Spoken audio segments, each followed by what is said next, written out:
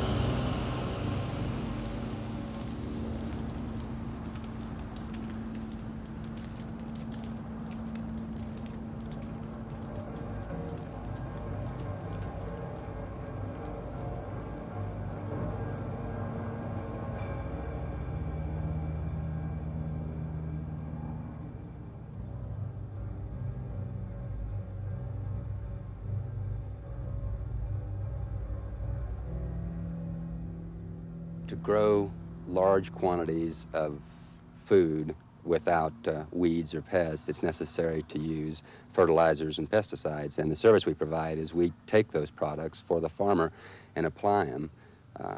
We essentially take chemical products and put them on crops. In the broader sense, we're a small cog in the wheel of food production in the world. We can grow food without chemicals. The food will have, it will be damaged by the insects, there will be worms in the apples and in the corn, there will be rodent droppings in the stored grain. We can grow food.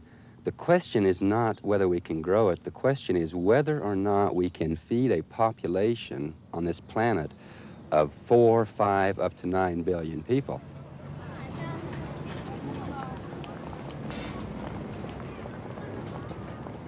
In today's world, chemicals provide a great benefit to mankind through control of pests which caused degradation of the quality of the product, or in some cases may prevent completely the production of a certain agricultural product in a certain season in a certain country of the world.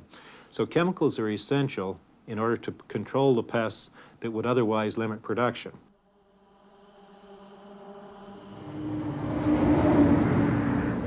Monsanto är en av världens största tillverkare av bekämpningsmedel. Men under det senaste decenniet har man satsat miljarder på bioteknisk forskning som komplement till kemin.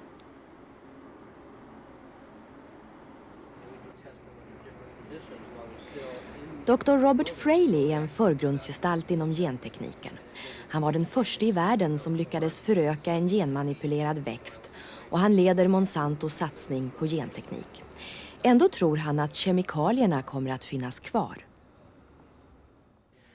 The challenge that we have in agriculture is enormous. It literally means that within the next 40 years, we have to more than double the per acre productivity of agriculture. It means that farmers have to produce more calories, more food and fiber in the next 40 years than they have in the entire history of man.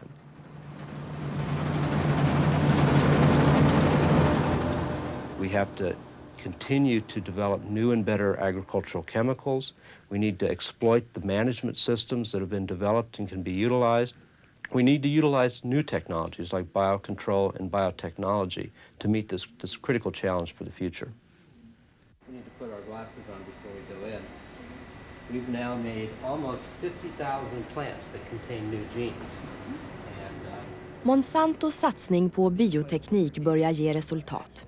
Kemiföretaget har också blivit växtförädlare och den här majsen har fått en ny egenskap med hjälp av avancerad genmanipulation. Den tål nämligen att besprutas med Monsantos eget bästsäljande ogräsmedel Roundup. Om några år kommer den här majsen ut på marknaden, hoppas man. Och då får man förstås sälja mera Roundup. Kemikalierna är nödvändiga i det moderna jordbruket, det har vi fått veta. Och för Monsanto är kemikalierna nödvändiga av ekonomiska skäl. Den kemiska industrin omsätter miljarder världen över och aktieägarna förväntar sig god avkastning på sitt satsade kapital. Världsmarknaden bara för växtskyddsmedel, det vill säga bekämpningsmedel, är värd omkring 17 miljarder dollar, över 100 miljarder kronor. Det kostar enorma summor att utveckla ett nytt bekämpningsmedel och det måste säljas i stora mängder under många år för att ge ränta på investeringarna. Men är kemikalierna nödvändiga för bonden? Och är de nödvändiga för växterna?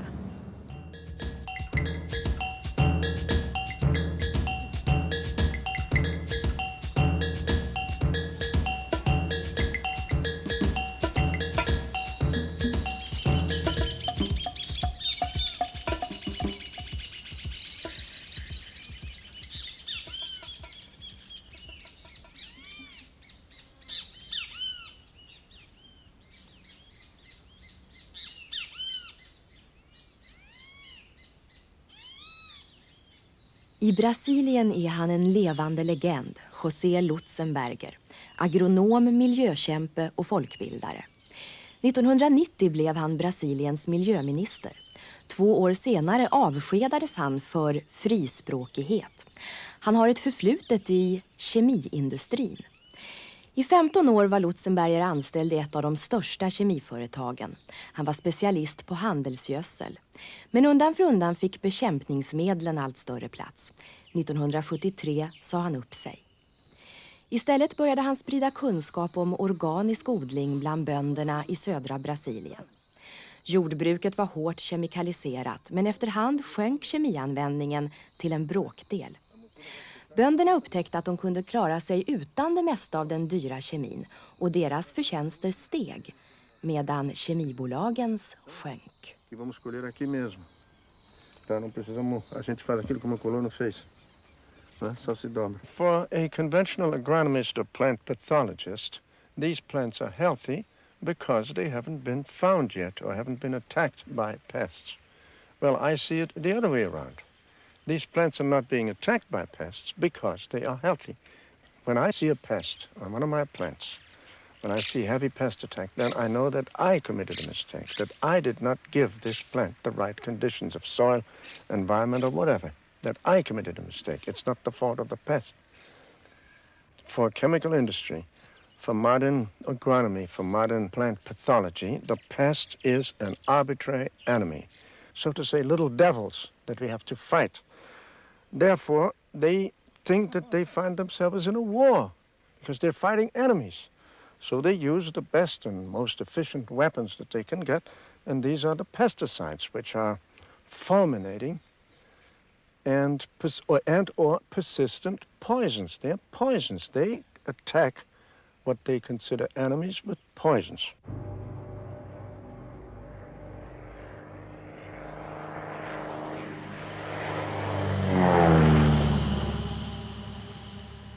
It is poison, and while I think it's something that needs to be regulated and looked at carefully, the question, the poison is in the dosage. Common table salt is toxic at high quantities, and yet you have to have a little bit of it to survive. The same can be said of pharmaceuticals that we use, medicines. The chemical industry likes to use a very interesting metaphor. They say whether something is a poison or not depends only on the dosage, on the quantity or the concentration that is being applied. And they use the example of kitchen salt. Of course, small amounts of kitchen salt are good for my health, but if I eat too much, it can be lethal. This kind of comparison is correct for substances such as kitchen salt, for urea, for ammonia, even for muriatic acid and so on. It is true for all those substances that normally take part in the metabolism of living beings.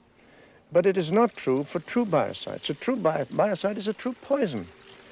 Whether it be natural or artificial makes no difference. They are substances that do harm to living tissue in small amounts or big amounts. But every agronomist who observes nature, every farmer who observes nature, and every person who has any experience in agriculture knows that the more poisons we use, the more pests we get. Because the poison makes the plant susceptible to more pests. Of course, the chemical industry knows that, and for them it's wonderful because the more they sell, the more they must sell.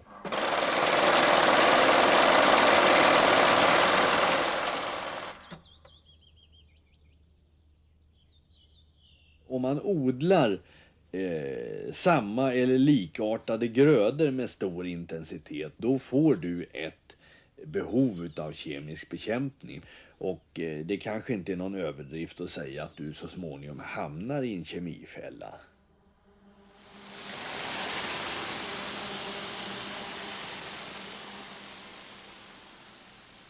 Tyvärr så tar bekämpningsmedlen inte bara kål på det de är avsedda att bekämpa, antingen det nu är ogräs eller skadeinsekter.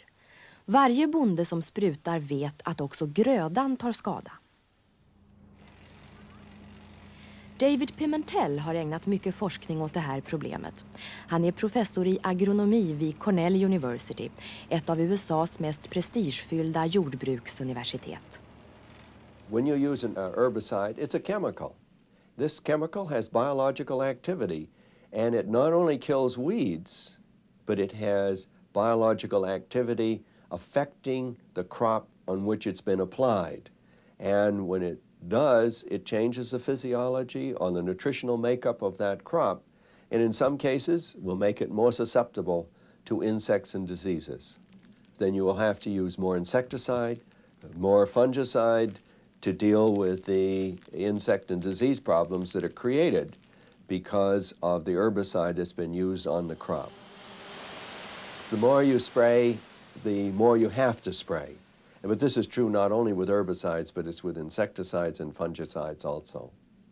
Pesticides are the merchandise that is easiest to sell. It's just like drugs. The more you sell, the more you have to sell. In fact, agriculture is now in the situation of a drug person. And it is very difficult for it to get out. But we must find ways out of it because what we do today is totally unsustainable. The more pesticides we use, the more pests we get. Kemikalier förgiftar djuren runt åkrarna och stör deras fortplantning. Kanske är det en varning till oss. Aktuell forskning från tyska universitet visar hur bekämpningsmedel angriper vår mest centrala funktion.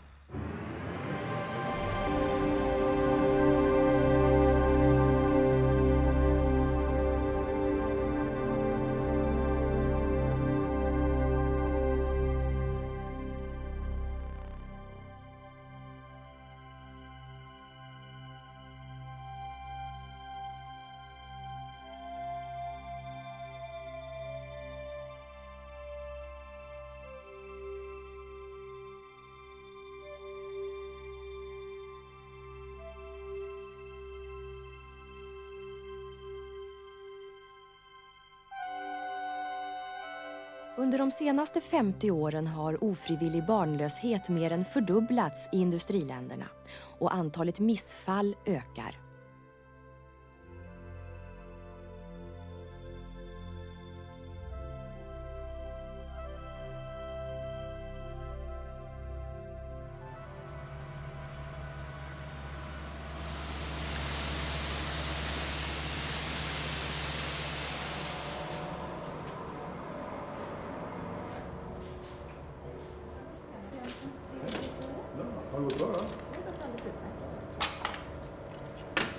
Carl-Henrik Robert är svensk cancerläkare och cellforskare. Han är också initiativtagare till miljörörelsen Det naturliga steget. För honom kommer inte de tyska rapporterna som en överraskning. Som läkare så finns någonting som jag är mycket mer ängslig för. Och det är att man inte håller isär vad som är stort och smått i den här debatten. För det som är stort och allvarligt, det är om vi släpper ut sådana kemikalier som inte kan brytas ner och byggas nya resurser av i naturen. Det vill säga som inte kan ingå i naturens kretslopp. Släpper man ut sånt så kommer de i form av molekyler, föroreningar. Vi kallar dem för molekylsopor i naturliga steget. Att öka, precis som alla andra sopor som ingen tar hand om. De kommer att öka, de blir mer och mer omkring oss. Och precis som alla sopor i vår kropp är i naturen, allting har en smärtgräns som inte får överstigas. för att man ska klara sig. Och det här gäller alltså i högsta grad bekämpningsmedel. De kan alltså rangordnas i olika klasser. Och de som inte är nedbrytningsbara, det är en synd att använda. Får inte användas.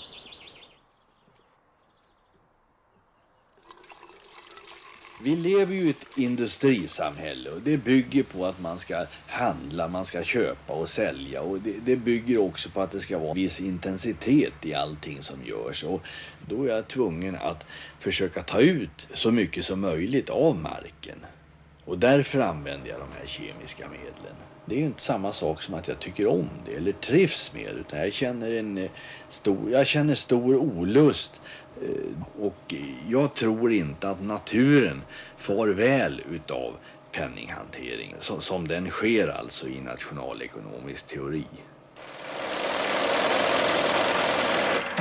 If you ban chemical use overnight, this will inevitably raise the cost of producing whatever commodity that chemical was being used on. As you raise the cost of production in a given country, you'll destroy that country's ability to compete in the international market. This would have a devastating effect on the number of farmers, as well as on employment in associated businesses supplying inputs to farmers as well as marketing their products. So any country which bans pesticides will impose a significant international loss of competitiveness on their farmers. Alltså det finns en annan aspekt på den här användningen av kemiska medel. Att nu är vi så många människor på jorden så att vi kan inte sluta. Skulle vi göra så att vi över en natt avblåste all användning av kemiska medel över hela världen, då tycker jag också att vi ska peka ut vilka 2 eller 3 miljarder det är som ska svälta ihjäl. Och det tycker jag är det verkligt stora knäckfrågan. Att om vi vill klara miljön så måste vi på något vis nedbringa användningen av kemiska medel.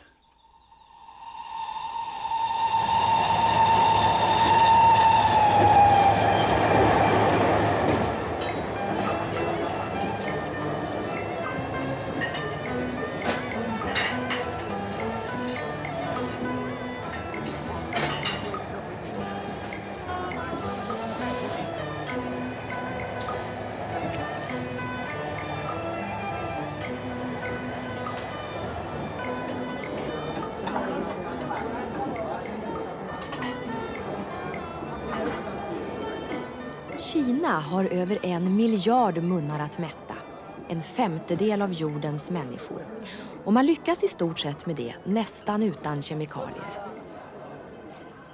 Visst finns det industrijordbruk här också, men det är framförallt tack vare Kinas traditionella organiska jordbruk som kineserna är friska och välfödda. Professor Liu Gengling menar att det västerländska kemijordbruket har stora brister. Det producerar visserligen billig mat i stora mängder, men maten är inte tillräckligt bra.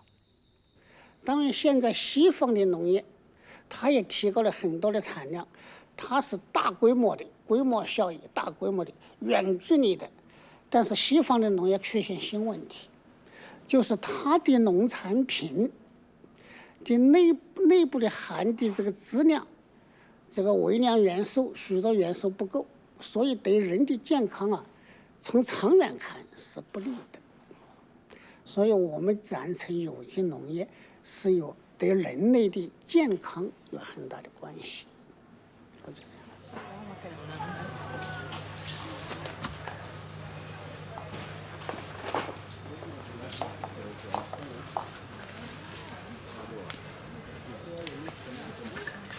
Vi äter billigare tack vare kemijordbruket. Men äter vi bättre?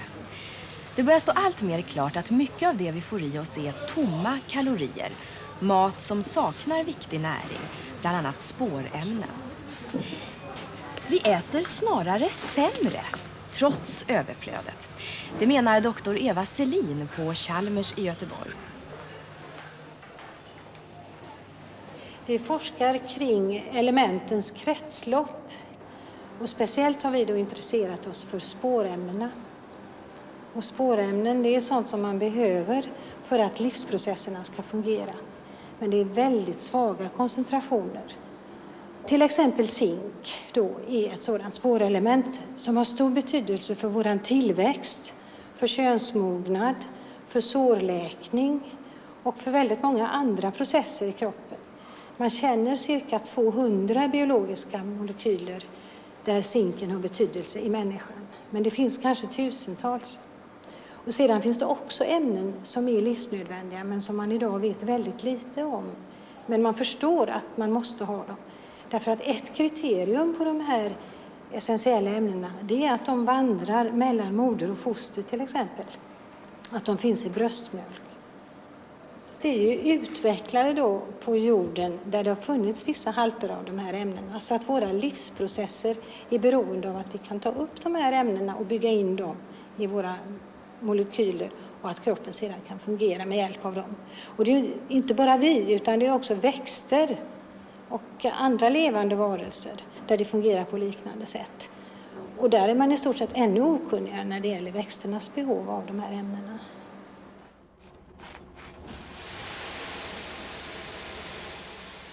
Vad man gör i industrijordbruket är att man ser till att man har kväve, fosfor och kalium i tillräcklig mängd. Men man har ingen kontroll överhuvudtaget om vad som händer på spårämnessidan.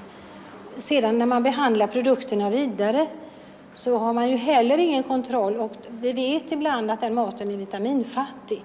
Men det finns också mycket som pekar på att den är fattig på spårämnen.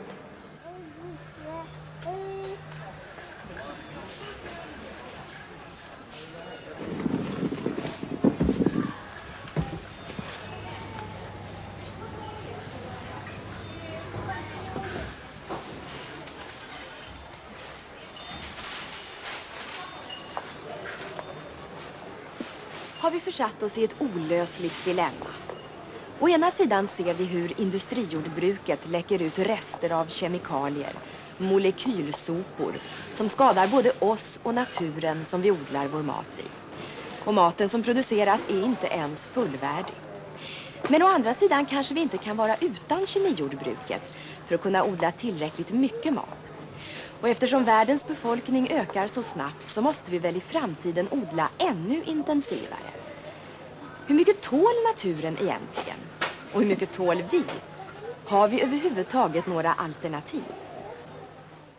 There is a hope in the world of, I wouldn't say totally eliminating chemicals, but certainly we can reduce their use significantly. With some crops, like with corn, we could reduce it to zero and maintain the yields, and in some cases increase the yields if you will use crop rotations and various techniques to conserve the soil.